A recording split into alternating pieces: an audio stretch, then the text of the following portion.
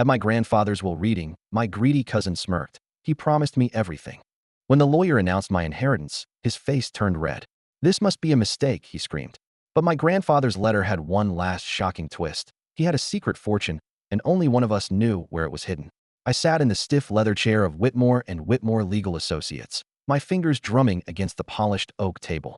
The air was thick with the stale scent of old books, dust, and the faintest trace of someone's cheap cologne. The dimly lit conference room felt suffocating. Maybe it was the tension in the air, or maybe it was just him. Declan, my cousin, sat across from me, grinning like a damn Cheshire cat, arms crossed over his chest, looking far too pleased with himself. He had always been that way, arrogant, entitled, walking through life as if the world had been gift-wrapped for him at birth. And now, as we waited for the reading of our grandfather's will, he looked like a man who already knew the outcome. You know, Grandpa told me he was leaving everything to me. Declan's voice carried that irritating smugness that made my stomach tighten. Said he wanted the family's wealth to stay in capable hands. He leaned back in his chair, giving me a pointed look. I clenched my jaw, forcing myself to stare at the polished wood of the table instead of his punchable face. I didn't believe him.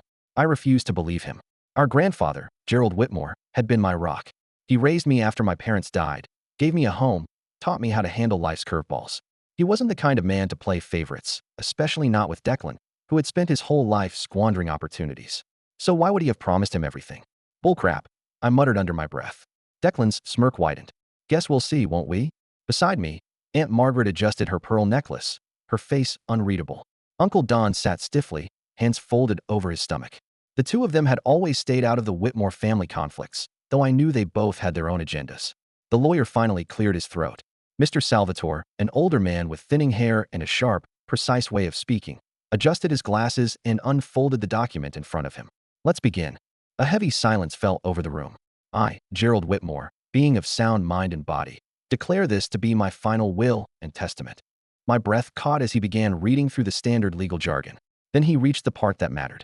To my grandson, Declan Whitmore, I leave. Mr. Salvatore paused briefly. Declan leaned forward expectantly, his eyes gleaming. My collection of antique clocks. Silence. A slow, suffocating silence. Declan's smirk wavered. What? Mr. Salvatore barely glanced up. I leave my collection of antique clocks, he repeated, flipping to the next page. Declan let out a short, incredulous laugh. Okay, that's funny. Now read the real part. The lawyer didn't even flinch. To my beloved grandson, Callum Whitmore. My stomach dropped. I leave the entirety of my estate, including my home, financial assets, and all remaining properties. The air in the room turned ice cold. Declan's chair scraped against the floor as he shot to his feet. His face had turned a deep shade of red. This has to be a mistake, he spluttered. Grandpa promised me everything. He told me himself. Mr. Salvatore remained unbothered, adjusting his glasses. The will was finalized 6 months ago. It is legally binding. No way. This is wrong. Declan's voice shook with barely contained fury. He turned, looking wildly at Aunt Margaret and Uncle Don as if expecting them to back him up. You both know this isn't right. Callum has never. He wasn't even around as much as I was. He doesn't deserve this. I lifted my gaze slowly. You're pissed because you didn't get what you thought was yours, I said, my voice calm but firm. Not because you actually gave a damn about Grandpa. Declan's eyes flashed. For a second, I thought he might actually lunge across the table.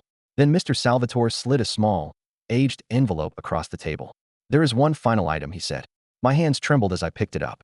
My name was written in my grandfather's careful, looping handwriting. Callum, if you're reading this, it means I'm gone. I'm sorry for keeping this from you, but there's something you need to know. Our family's wealth isn't what it seems.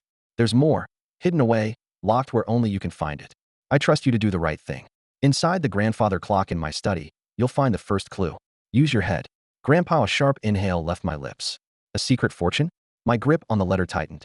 Declan was still fuming, his chest rising and falling rapidly, his fists clenched at his sides. If he knew about this, if he even suspected there was more money hidden somewhere, he would never let it go. So I folded the letter and tucked it into my pocket. I needed to get to that clock. Fast. My hands felt clammy as I tucked the letter into my pocket, my heart pounding like a drum against my ribs. I had to get out of here. Mr. Salvatore was still droning on about legal formalities, but I barely heard him. Declan was still standing, his entire body tense like a spring about to snap. His face was an ugly shade of red. His jaw clenched so tight, I thought his teeth might crack. This is bullcrap, he muttered under his breath. Aunt Margaret let out a slow sigh, finally breaking her silence. Declan, sit down. No, you don't get it. Declan snapped, whipping around to face her. He promised me everything. He told me. He turned back to Mr. Salvatore. I want a recount. A re-examination. Whatever the HLL it's called. This is wrong. Mr. Salvatore didn't even look up. The will is final. Declan let out a bitter laugh. You think I'm just gonna accept this? The lawyer set his pen down and gave him a cool, measured stare. You don't have a choice. Declan's fingers twitched at his sides, his breathing heavy. Then, suddenly, he turned on his heel and stormed out of the room, slamming the door behind him so hard the walls shook. Silence. Uncle Don cleared his throat. Well, that went about how I expected. I was still gripping the edge of the table, my knuckles white. My brain was spinning. A hidden fortune. A secret only I could unlock. I needed to move. Now. I stood abruptly, pushing my chair back. I need some air. Aunt Margaret gave me a long, unreadable look, but she didn't question me. I left the conference room as calmly as I could, but the moment I was out of sight, I booked it. I practically jogged to the parking lot, fumbling for my keys. My old Jeep was parked right near the exit, and as soon as I slid into the driver's seat, I locked the doors, took a deep breath, and unfolded the letter again. My eyes scanned over Grandpa's words. Inside the grandfather clock in my study, you'll find the first clue. I swallowed hard. That clock had been in his study for as long as I could remember. A massive, beautifully carved thing with intricate brass details and a pendulum that had once fascinated me as a kid. I had never once thought of it as anything but a piece of furniture. But now I was wondering if I had spent my whole life blind. I threw the Jeep into gear and peeled out of the parking lot. The drive to the estate took about 20 minutes, but it felt like an hour. My mind kept flashing back to Declan's face, his rage, the way his eyes had burned with betrayal. He wasn't going to let this go. By the time I pulled up to the massive Whitmore house, the house that was now legally mine, the sun was beginning to set, casting an eerie orange glow over the property. I had barely put the car in park before I jumped out and headed for the front door. The house was eerily quiet. I had spent most of my childhood here, but it had never felt empty like this before. The absence of my grandfather was a physical weight pressing down on the space. I walked quickly down the hall, my footsteps echoing against the hardwood floors. The study was just as I remembered it. Dark wood paneling, towering bookshelves, the scent of old paper and cigar smoke still lingering in the air. The grandfather clock stood in the corner, its brass details gleaming in the dim light. I stepped up to it, hesitating for just a second before running my fingers along the edges. Nothing. I tried opening the glass panel covering the clock face. It creaked slightly as it swung open, revealing the pendulum swaying gently inside. And then I saw it. A small, barely visible notch in the wood, just beneath the face. My pulse quickened as I pressed against it. Click. A hidden compartment popped open. I swallowed hard and reached inside, my fingers brushing against something cool and metallic. I pulled it out. A small, rusted key, and a folded piece of paper. Hands shaking, I unfolded it and read the words scribbled in my grandfather's handwriting. Find the vault. A chill ran down my spine. The vault? I had lived in this house half my life and had never heard a damn thing about a vault. I turned the key over in my fingers, my mind racing. If Grandpa had hidden this, if he had left me this message, then whatever was in that vault wasn't just money. It was something big, and I wasn't the only one who was going to be looking for it. A sudden noise made me freeze. Footsteps. Somewhere in the house. My breath hitched. I slowly folded the note and slipped the key into my pocket, backing away from the clock. The study door was open, the hallway outside dark and still. I held my breath, straining to listen. Another sound. A faint creak, like weight shifting on the wooden floors. Someone was here. I moved carefully, pressing my back against the bookshelf as I peered out into the hallway. The front door was still locked. No windows were open. But I knew that sound hadn't been my imagination. My mind raced. It could be Aunt Margaret or Uncle Don checking in. Maybe the lawyer had come to drop something off. But my gut told me otherwise. Slowly, I reached into the desk drawer and pulled out the old letter opener Grandpa used to keep there. It wasn't much, but it was sharp. Then, heart pounding, I stepped into the hall. Nothing. The house was silent again. I took a few careful steps forward, listening, waiting. Then, a shadow moved at the end of the hall. A figure, barely visible in the dim light, disappearing around the corner. I felt my blood turn to ice. I wasn't alone. Someone else was searching for the vault, and they were already inside the house. I stood frozen in the hallway, my grip tightening around the letter opener. The shadow had disappeared around the corner, but I knew what I saw. Someone else was in the house. I forced myself to take slow, steady breaths. Think, Callum. My brain scrambled through the possibilities. Declan? Maybe. But he had stormed out of the lawyer's office barely an hour ago. Could he have beaten me here? Then again, it didn't have to be him. There were plenty of people who might be interested in whatever Grandpa had hidden. The Whitmore name carried weight. Old money, old power. I took another careful step forward, my socked feet barely making a sound against the wooden floor. The house was massive, filled with too many places for someone to hide. My gut screamed at me to turn back, to get in my Jeep and come back with someone else. But I didn't. This was my house now. My mystery to solve. I moved toward the end of the hallway, keeping close to the wall. The air felt off, like the whole house was holding its breath. Then, another noise. Not footsteps this time. Something metallic, like the sound of a drawer being carefully opened. The study. I turned back slowly, gripping the letter opener tighter. My pulse pounded in my ears. I knew this house well enough to move through it in the dark, so I stepped as quietly as I could toward the study doorway. The door was still slightly ajar. I could see the faint outline of the grandfather clock, the glow of the streetlights outside barely illuminating the room. I took another step. The floor creaked beneath me. Crap. Instantly, a figure moved in the shadows. I barely caught a glimpse before they bolted. Dark clothing, hood up, about my height. They shoved something into their pocket and sprinted toward the side door. Oh, HLL no. Adrenaline kicked in. I lunged forward. Just as they reached the doorway, my hand grabbing at the back of their hoodie. They jerked hard to the right, slamming their elbow into my ribs. Pain exploded through my side, but I didn't let go. Who the HLL are you? I growled, trying to wrestle them backward. They twisted violently, and for a split second, I saw their face. Not Declan. Someone else. Then their knee came up hard, hitting me in the stomach. I gasped, my grip loosening for just a second, just enough for them to shove me backward and disappear through the side door. By the time I stumbled to my feet, esking in air, they were gone. The night swallowed them up. I stood there, bent over slightly, my ribs throbbing. Who the HLL was that? I turned back toward the study. My first instinct was to check the clock, but the compartment was still open, the key still in my pocket. So what had they been looking for? My eyes scanned the room. Then I saw it. One of Grandpa's desk drawers was open. Not all the way, but just enough to see that something was missing. I reached forward, yanking it open the rest of the way. Inside were old receipts, some faded photographs, and a few of Grandpa's old journals. But something had definitely been taken. I had no idea what. My hands curled into fists. Someone else knew about the vault, and they were already ahead of me. The next morning, I barely got any sleep. My ribs still ached from the fight, and my mind wouldn't shut up. I kept going over the details. Whoever broke in had known exactly where to look. They went for the study, they knew about the drawer. That wasn't a random break-in. That meant one thing. Declan knew. I wasn't even sure how. Maybe he overheard something. Maybe Grandpa let something slip before he passed. Maybe he had even known about the vault all along. Either way, I needed to confront him. I waited until just after noon before heading to his apartment in downtown Chicago. Declan lived in a sleek, overpriced high-rise, the kind of place that screamed trust fund baby. I pounded on his door, heart still racing. It took him a full minute before he answered. When he finally did, he looked like HLL. His usually perfect hair was a mess, and his face was tight with frustration. But the moment he saw me, his expression hardened. What do you want? He said flatly. I pushed past him, stepping into the apartment without an invitation. Who the HLL was that? Declan turned, glaring. What? Last night, someone broke into Grandpa's house. Someone who knew exactly where to look. So don't play dumb, Declan. He scoffed. And you think it was me? I took a step closer. Was it? His jaw twitched. He wasn't used to me being this direct. Finally, he let out a bitter laugh and shook his head. If I had broken in, you wouldn't have caught me. I narrowed my eyes. So you do know about the vault. That hit something. His smirk faded slightly, but he covered it up quickly. What vault? I studied him. He was lying. He knew something, even if he wasn't saying it outright. If you don't know anything, then why are you so pissed about the will? I pressed. Declan's eyes darkened. Because it was supposed to be mine. I exhaled sharply. Grandpa didn't trust you. His expression flickered with something I couldn't quite place. Anger? Guilt? A mix of both? For a split second, I thought he might actually tell me the truth. Then, just as quickly, he shook his head. Get the HLL out of my apartment, Callum.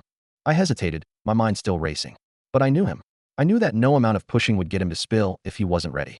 So I turned and walked to the door. Before I left, I glanced back. Declan was staring out the window, his hands clenched into fists. Whatever this vault was, whatever was inside it, he wasn't giving up. And neither was I.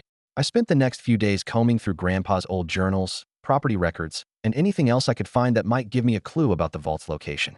I kept returning to one entry in particular, from a journal dated nearly 20 years ago. The old keeps its secrets well. The foundation stands stronger than most would believe. A good place for something important. I read it over and over, my mind spinning. Foundation. Grandpa had owned several properties, but the house was the oldest. It had been in the Whitmore family for generations. If he hid something valuable, it wouldn't be in a safe or a bank. It would be somewhere no one would ever think to look. Somewhere beneath our feet. The basement. The basement of the Whitmore estate had always been more of a storage space. Dusty shelves, old furniture, boxes filled with forgotten belongings. I had been down there 100 times as a kid, but never paid attention to anything beyond what was on the surface. But now, as I stepped into the dimly lit room, flashlight in hand, I focused on the foundation. I ran my fingers along the stone walls, searching for anything out of place. It took me nearly an hour before I found it.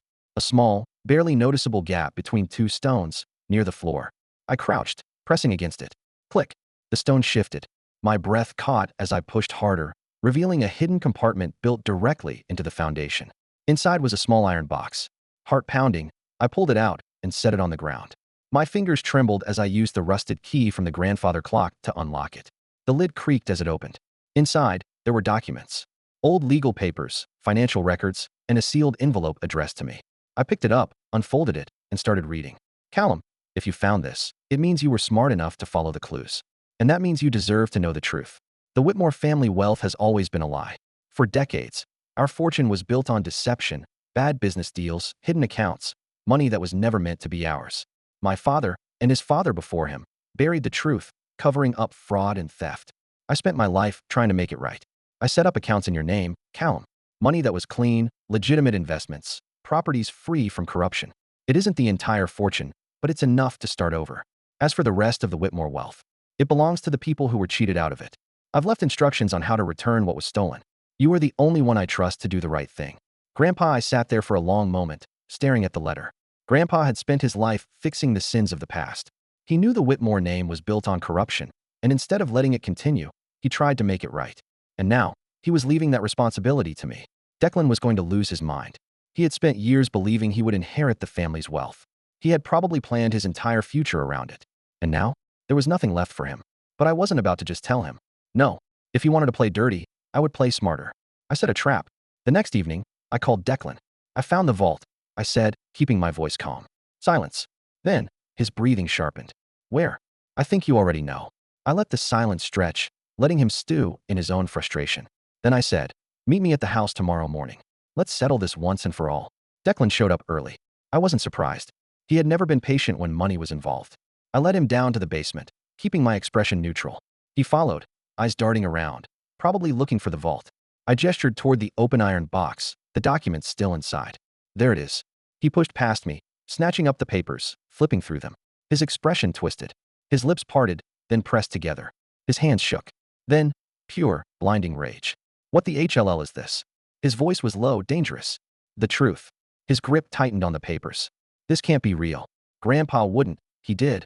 I interrupted. The money? The family fortune? Gone. Most of it wasn't even ours to begin with. Declan laughed. A sharp, bitter sound. You expect me to believe that? His voice cracked slightly. I folded my arms. Believe whatever you want. But you're not getting a cent. His face contorted. You did this. I huffed a laugh. Oh, don't give me that much credit. This was all Grandpa. I took a step closer. He left me the legal fortune, the part he cleaned up, the part that's rightfully ours. But everything else? That money is going back to the people it was stolen from. Declan's breath came hard and fast. His entire life had been built around this inheritance. Now it was gone, and he had nothing to fall back on. I watched as the realization hit him. His fists clenched at his sides. You're gonna regret this, he said, voice shaking. No, I smiled. You are. I turned to walk away. You can't just take everything, he snapped, his voice rising. I turned back, meeting his furious gaze. That's the thing, Declan. My voice was calm. It was never yours to begin with. He stood there, frozen, his face twisted with frustration, grief, defeat. I didn't wait for him to respond. I left him there, alone in the basement, drowning in the truth. I spent the next few weeks carrying out Grandpa's wishes, returning what was stolen, securing the legitimate assets, and officially cutting Declan out of everything. He fought it, of course. He tried lawyers, tried digging up dirt on me. But there was nothing to find. Grandpa had made sure of it. Declan lost everything. And me? I finally stepped out of the Whitmore shadow. I built something real with what was left. I made sure Grandpa's legacy was about something better than money. And as for Declan, last I heard, he was living in a cramped apartment, working a job he thought was beneath him. That was his real inheritance. And I didn't feel sorry for him one bit.